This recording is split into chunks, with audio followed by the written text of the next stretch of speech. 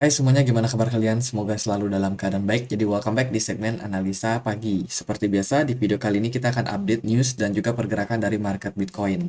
Teman-teman, kita ada di tanggal 31 Maret. Kemarin kita udah dapat beberapa data soal PDB kuartal untuk kuartal untuk Amerika Serikat ternyata mengalami penurunan ya di 0,6% setelah sebelumnya ada di 3,2%. Ini sebenarnya sesuatu hal yang negatif buat perekonomian.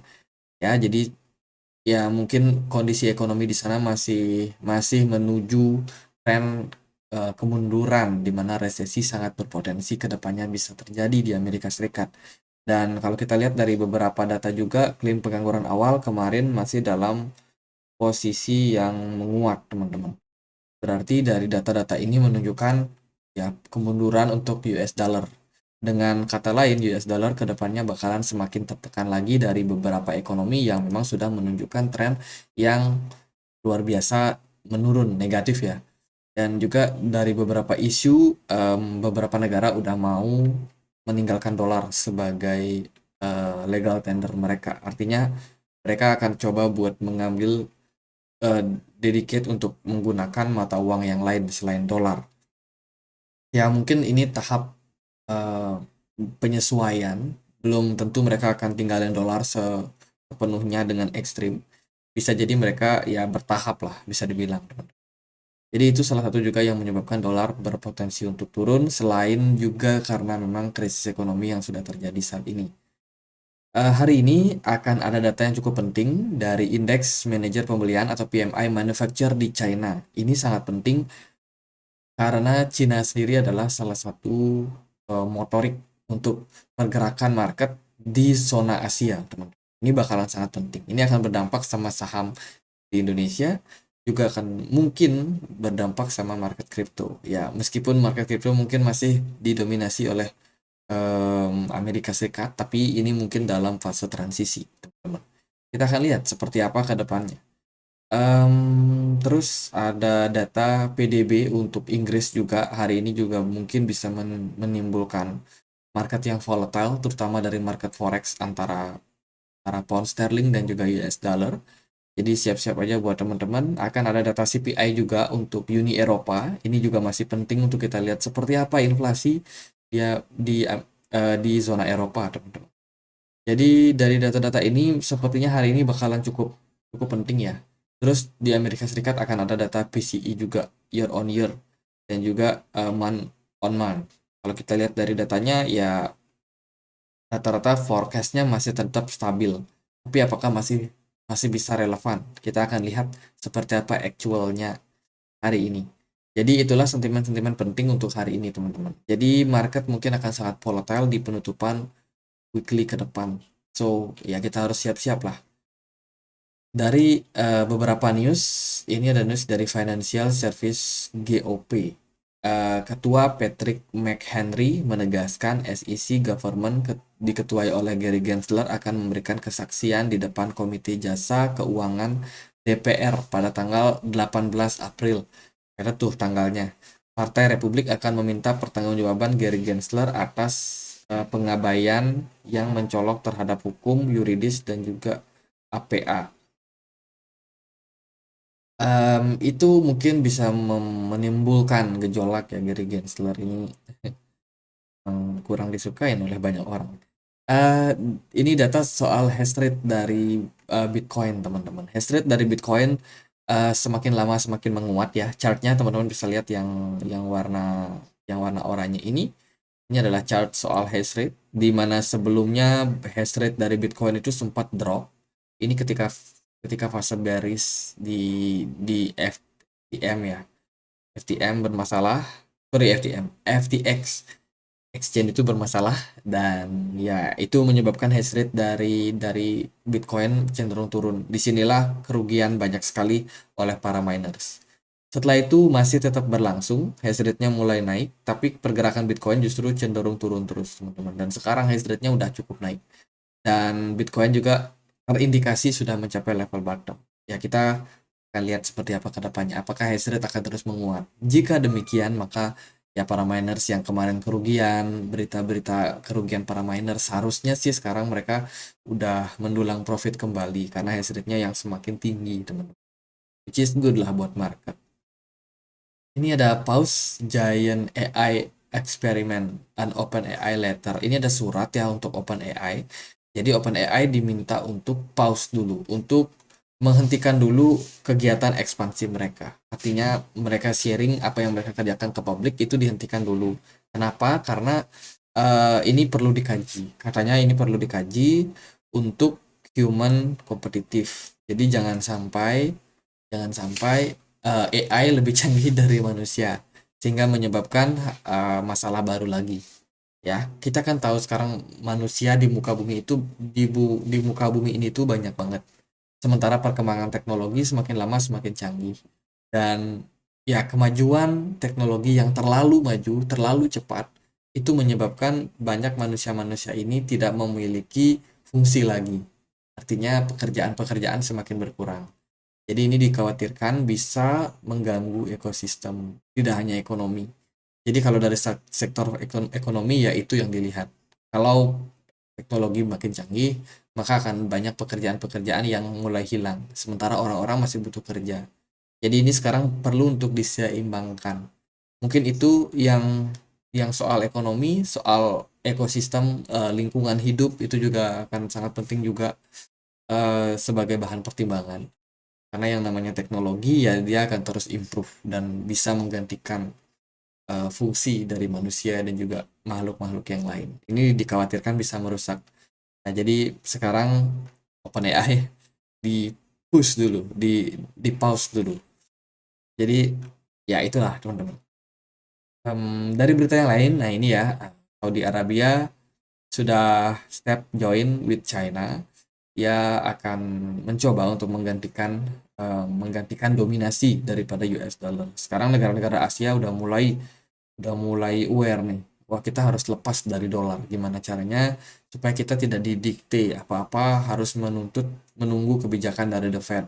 Itu kan sangat-sangat tidak tidak tidak merdeka lah bagi sebuah negara. Negara-negara ini pengen lepas dari dolar. Tidak hanya di China, Brazil juga sekarang udah deal dengan China. Mereka bikin deal untuk tidak lagi menggunakan dolar.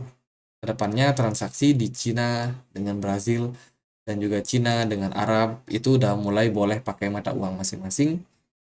Atau mungkin ada kebijakan baru yang akan mereka terbitkan ya kita nggak tahu. Ternyata hal tersebut juga tidak terjadi di Cina, di negara-negara besar lain, tapi juga di negara-negara ASEAN ini udah mulai mengurangi teman-teman dropping US dollar, euro, and yen. Indonesia call for phasing out of for Visa and Mastercard. Jadi ini sebuah langkah juga ya di mana dari ASEAN sendiri mereka pengen juga buat lepas dari kekuatan mata uang ini US dollar, euro, dan juga yen. Yang tentunya ini berdampak positif untuk penguatan daripada mata uang masing-masing. Baik dari negara Indonesia, baik dari Malaysia, Singapura, dan lain-lain. Jadi semoga dengan hal ini bisa menjadikan kita di negara-negara berkembang ini ya ekonominya jadi lebih baik dan bisa lebih bersaing ke depannya. Ya kita lihatlah. Ethereum akan ada Sapela upgrade. Ini sangat-sangat dinantikan ya. Ethereum bakalan ada hard fork di tanggal 12 April, teman-teman. Berarti sekitar kurang dari 2 minggu ke depan. Ini bakalan ada upgrade dan juga akan ada beberapa migrasi yang dilakukan ya dari sebelumnya dengan konsensus proof of work dari Ethereum sekarang akan pindah ke proof of stake, which is ini sebuah perpindahan yang juga bakalan berdampak sama market. Jadi ya semoga good news buat Ethereum dan pergerakannya bisa cenderung stabil. Tapi banyak orang yang masih khawatir soal staking yang di unlock ya. Mungkin akan menimbulkan dump atau apa ya. Kita lihatlah ke market seperti apa. Oke, itu beberapa news yang mungkin penting untuk disampaikan dan kita akan lihat seperti apa korelasi terhadap market, khususnya market Bitcoin untuk hari ini. Teman-teman, kita akan mulai dulu dari indeks dolar. Dolar makin lama makin turun. Kita udah tahu beberapa data kemarin ya, PDB-nya jelek, bank-bank di Amerika Serikat bermasalah, terus ada beberapa negara yang hari ini narasinya itu semuanya pengen keluar dari dolar, ini menyebabkan harga dolar kembali bakalan menurun ke depannya. Jadi dalam kondisi yang seperti sekarang ini, kita udah bisa melihat bahwa dolar sebenarnya dalam posisi yang downtrend. Ya, kita udah kelihatan di sini dia gagal menembus EMA 200, gagal bertahan di atasnya. Kemarin hanya sempat naik sedikit, terus ya dia koreksi balik lagi. Artinya adalah dalam kondisi sekarang, dolar ini sedikit sekali mendapatkan intervensi dari whales atau smart money. Smart money-nya saat ini posisinya di dolar itu makin lama makin hilang ya. Nah, ini tentunya menimbulkan penguatan untuk setiap mata uang yang lain, teman. Data yang lain menunjukkan emas semakin lama makin menguat lagi. Sekarang emas sudah menunjukkan potensi rebound lagi setelah kemarin mengalami koreksi dalam beberapa hari. Potensi emas masih bakalan menguat sepertinya seiring dengan narasi krisis resesi global, teman-teman. Jadi banyak orang yang bakalan beralih ke emas. Kita juga melihat ada peningkatan volume perdagangan pada emas dalam beberapa waktu terakhir. Jadi sekarang orang udah pada aware, wah ini dunia bakalan resesi. US dollar udah nggak aman lagi. Mereka semua banyak pindahin dana mereka ke emas, which is good for gold. S&P 500 juga kemarin menguat seiring dengan pelemahan dolar, teman-teman. Jadi saat ini posisinya ya indeks S&P 500 kembali dalam posisi yang menanjak ya. Kemarin naik sekitar 0,5%. Ya disertai memang karena kemungkinan dolar melemah, jadi orang-orang juga lepas dolar mereka, pindahkan ke beberapa aset. Entah itu mereka masuk ke gold untuk hedge ya, untuk anti inflasi, atau mereka juga bisa pindahkan ke saham, tapi saham-saham yang cenderung strong dalam posisi resesi itu juga bisa menjadi pilihan. Bitcoin kemarin teman-teman spike naik sampai 29.000, but at the end now Bitcoin udah mulai kembali terkoreksi dan ya dia bisa dibilang gagal menembus level resistance kuat ini. Jadi level $30 ini adalah level major resistance buat Bitcoin. So Bitcoin bakalan dapat tantangan untuk menembus level tersebut. Jika kita perhatikan dari volume perdagangan masih cenderung lemah ya.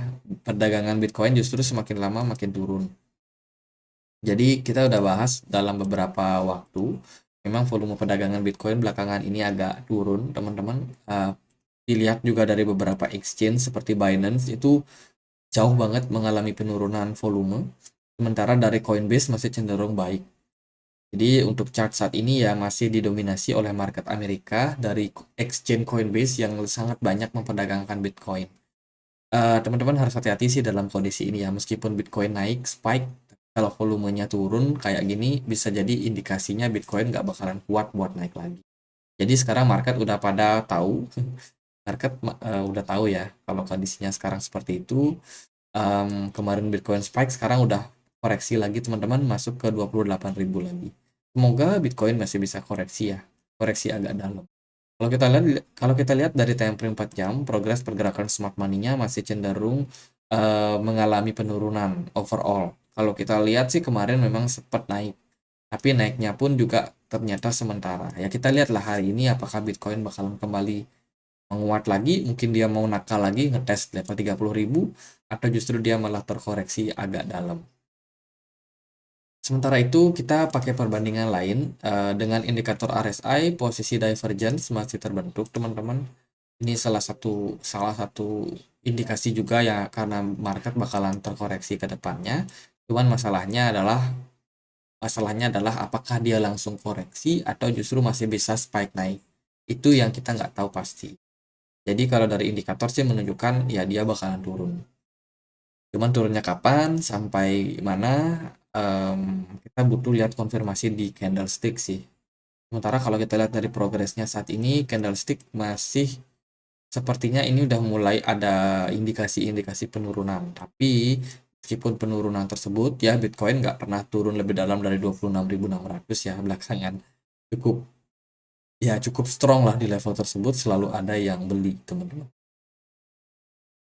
Coba kita pakai indikator lain deh. Siapa tahu kita dapat sebuah sinyal atau apa gitu, kita akan pakai fixed volume profile. Sini kita lihat teman-teman, perdagangan Bitcoin itu sangat banyak diperdagangkan di kisaran 28.000 sampai dengan 27.000. Memang ketika fase itu adalah fase Bitcoin sideways. Tapi ketika Bitcoin turun sampai ke 26.000 ternyata nggak terlalu banyak loh yang beli di level tersebut. Artinya adalah ya mungkin dia masih punya potensi untuk mengisi kekosongan volume yang ada di level 26.000 dan mungkin 25.500. Itu tetap masih bisa menjadi level support buat Bitcoin saat ini. Jadi skenario-skenarionya ya Bitcoin masih masih berpeluang untuk turun. Masih berpeluang untuk turun. Untuk target resisten atau support mungkin masih di 25.000. Akan tetapi Bitcoin juga masih punya peluang untuk spike naik lagi. Kita nggak tahu pasti kemana arah berikutnya. Apakah dia bakalan spike naik dulu? Tapi kalau dia spike naik dulu, harusnya sih dari RSI akan semakin turun juga. Sehingga divergen akan tetap terlihat. Jadi itu aja sih buat indikasi-indikasi buat Bitcoin. Kesimpulannya adalah tetap hati-hati dalam trading. Saat ini posisi dari volume perdagangan masih cenderung turun ya. Krisis ekonomi juga masih melanda, kita masih belum tahu juga seperti apa fixnya arah market. Tapi kalau teman-teman yang udah dapat barang di bawah kemarin, dapat harga murah, ya tenang-tenang aja. Mungkin yang harus concern sih kalau teman-teman yang belum beli, mungkin kita bisa dapat harga-harga murah. Teman-teman paling nggak kalau Bitcoin bisa turun sampai kisaran 26 ribuan. Ya, di level itu mungkin kita udah ideal lagi buat ambil barang. Kalau dia bisa turun lebih dalam lagi, bisa sampai ke 25.000 atau 23.000, ya udah teman-teman bisa di CA lagi. Jadi sementara gitu aja buat Bitcoin. Nggak perlu khawatir dengan kondisi market seperti ini. Harusnya sih Bitcoin bakalan tetap strong ke depannya ya. Arah tren masih bakal naik menuju halving day. Jadi menurut saya gitu aja buat Bitcoin. Semoga bisa bermanfaat. Dan akhir kata saya Andre, makasih.